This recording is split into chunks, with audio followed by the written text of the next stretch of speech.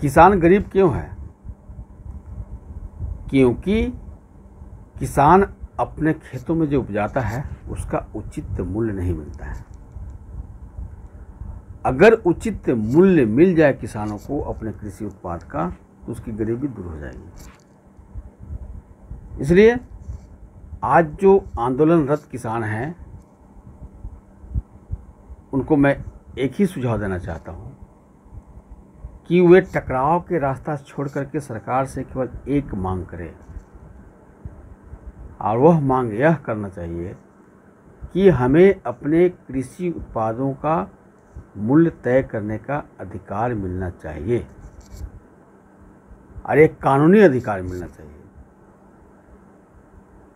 क्योंकि हम किसान भाई खेती करते हैं तो हमें अच्छी तरह से पता है कि किसी भी खाद्यान्न को उपजाने में या किसी भी कृषि संबंधित जो उत्पाद को उपजाने में कितना पूंजी लगता है, कितना मेहनत लगता है।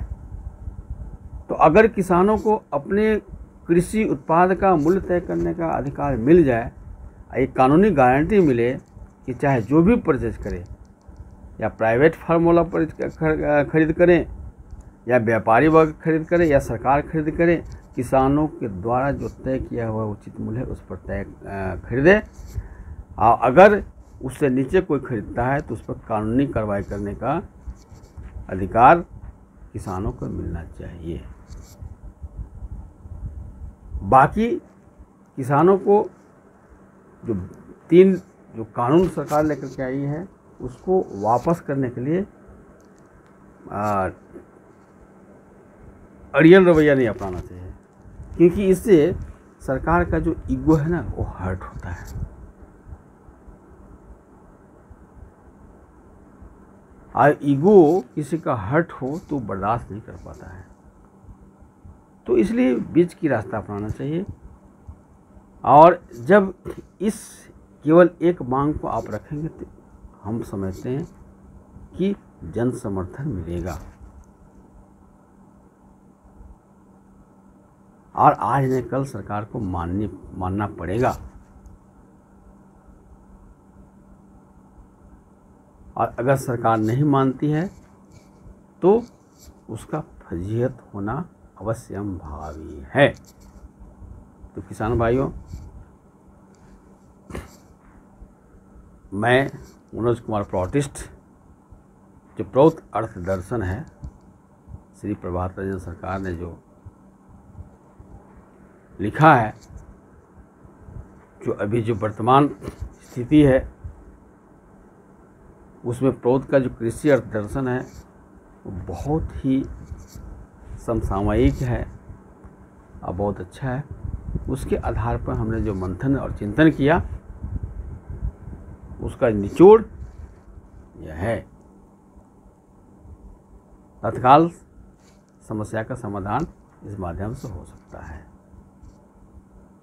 बाकी आप पर निर्भर है, आप टकराव के रास्ते पर चलना चाहते हैं लंबे समय तक, या टकराव के रास्ते को छोड़ करके आपका जो जेन्युइन ज़रूरत है उसको चाहते हैं। देखो किसान भाई, आप धरती पुत्र हो, आप सरल हो,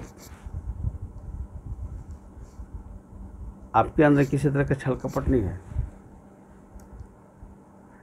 इसीलिए आपके सरलता और निष्कपटता का गलत फायदा उठा करके जो अशुभ शक्तियां हैं,